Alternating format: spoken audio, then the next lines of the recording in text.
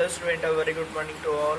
Today we are continuing about the fourth lesson. So today in this video we are discussing about the some myths related to entrepreneurship. So this is the session 3. So now we are start this video. So now we know that entrepreneurship demand a great deal of skill.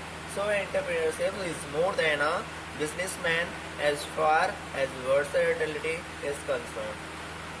So an entrepreneur is a leader या फिर innovator, risk taker and enterprising person.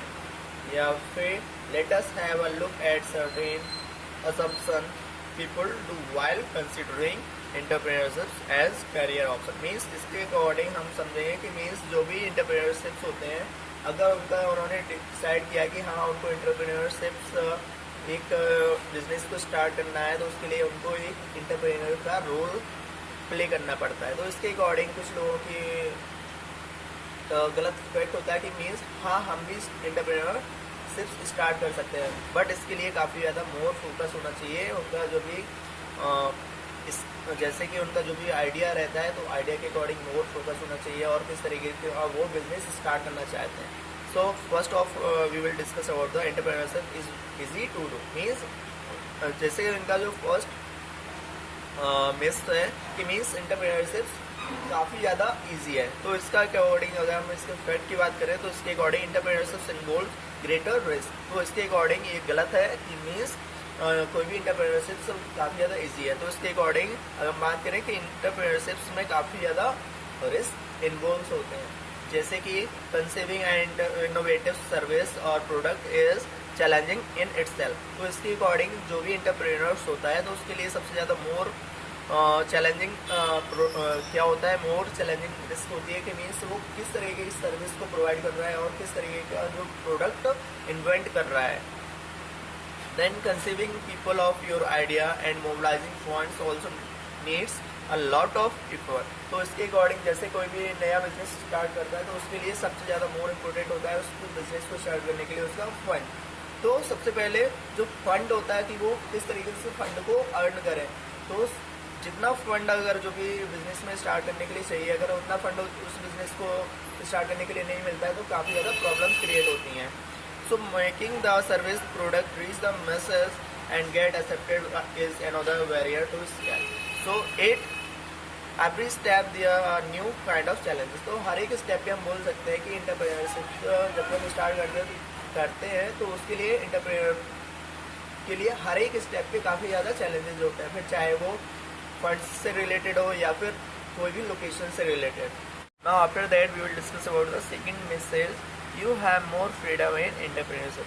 Means इस तरीके की एक miss होता है कि means कोई भी अगर एंटरप्रेन्योरशिप स्टार्ट होती है तो वो काफ़ी ज़्यादा उसमें जो भी एम्प्लॉयज़ होते हैं या फिर एंटरप्रेन्योर होते हैं तो वो काफ़ी ज़्यादा फ्री होते हैं.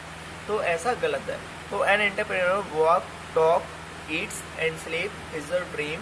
सो they do not have the time bound schedule of an employ. Means कोई भी एंटरप्रेन्योर होता है जब उसका एक सपना होता है कि वो किस तरीके से उसका रहने के लिविंग स्टैंडर्ड होना चाहिए, क्या उसका खाना होना चाहिए, क्या उसका सोना होना चाहिए. तो इस तरीके का एक उसका ड्रीम होता है कि so they do not have the time bound. इसलिए उनके पास कोई भी टाइम बाउंड क्या वो नहीं होता है कि कोई भी शेड्यूल नहीं होगा कि मीन्स हाँ किसी भी एम्प्लॉय को इस टाइम के अकॉर्डिंग ही काम करना है. तो इसके अकॉर्डिंग उनके पास कोई भी टाइम बाउंड नहीं होता है, कोई भी एम्प्लॉय किसी भी टाइम पर काम कर सकता है. So they also do not have luxury to hire a big team that works for them.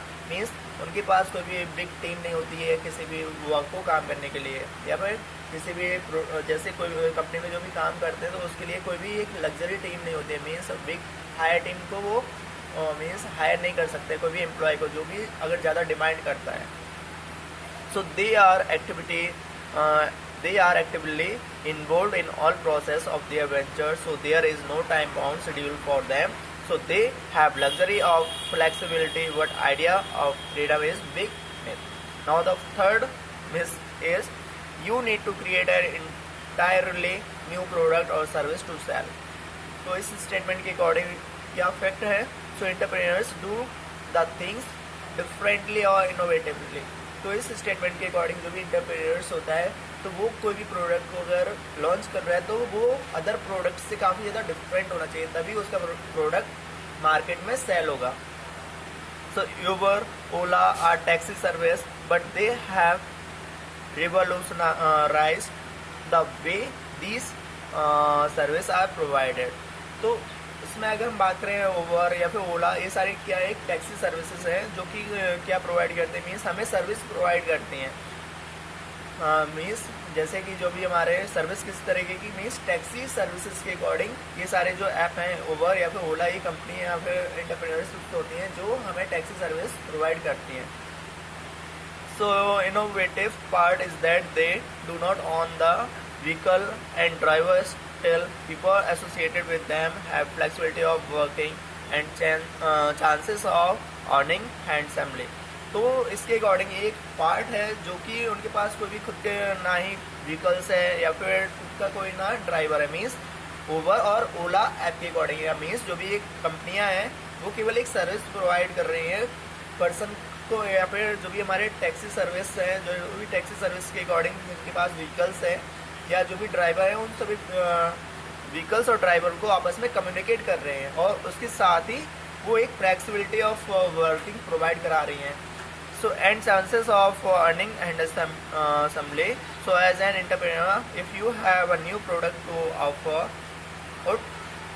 is good, but most start. So us have found innovative and creative ways in offering the same product and service. So this is called disruption.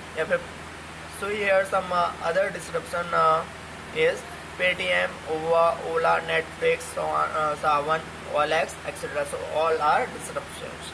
Now the fourth one is lot of funding is required to start the business. Means इस तरीके का एक गलत miss होता है कि means को भी अगर हमें बिजनेस को स्टार्ट करना है तो उसके लिए हमें काफ़ी ज़्यादा पैसे की ज़रूरत पड़ती है.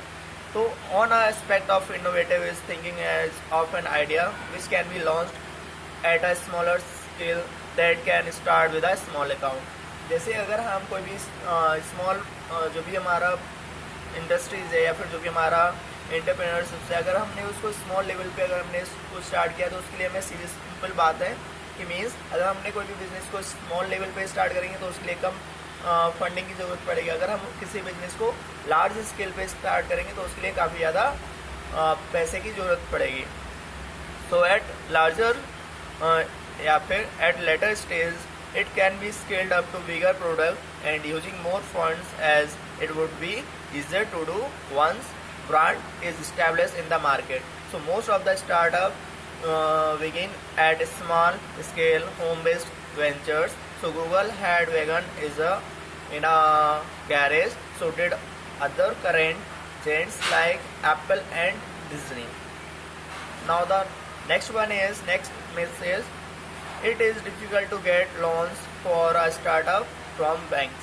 तो इसके according it is not difficult at all, rather it is easier now. Means अगर हम बात करेंगे जो भी अगर हमें जैसे किसी भी कंपनी के अकॉर्डिंग अगर हमें जैसे लोन लेना है बैंक से तो ये काफ़ी ज़्यादा डिफिकल्ट है, बट ये काफ़ी ज़्यादा ईजी है. So make in India initiative of the government and various other loan scheme for small and medium enterprises.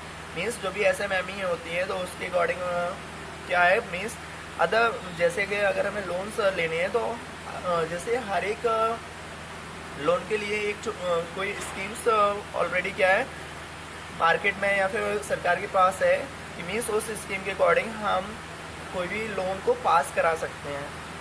So all the public sector banks and the most of the private banks provide SMME loans at very attractive interest rate. तो ये सारे जो भी public sector के जो भी bank हैं तो वो हमें क्या करते हैं, एक लोन प्रोवाइड करते हैं SMME लोन्स के अकॉर्डिंग, जो कि उनका जो इंटरेस्ट रेट होता है काफ़ी कम होता है.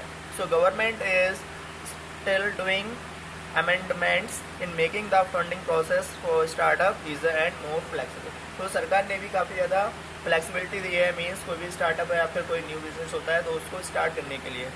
सो success is quick if we start small.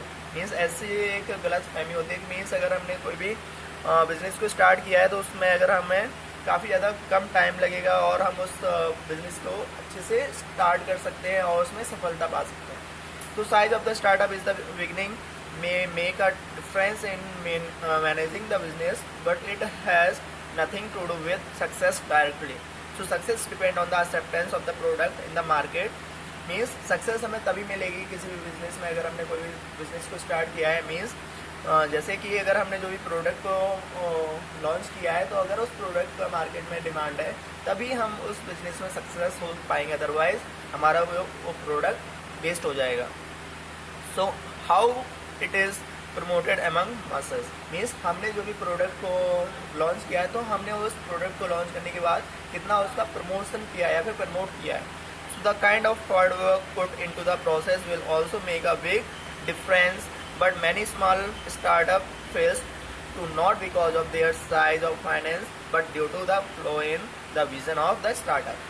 So this is the basic information about the some myths of entrepreneurship. So thanks for watching this video.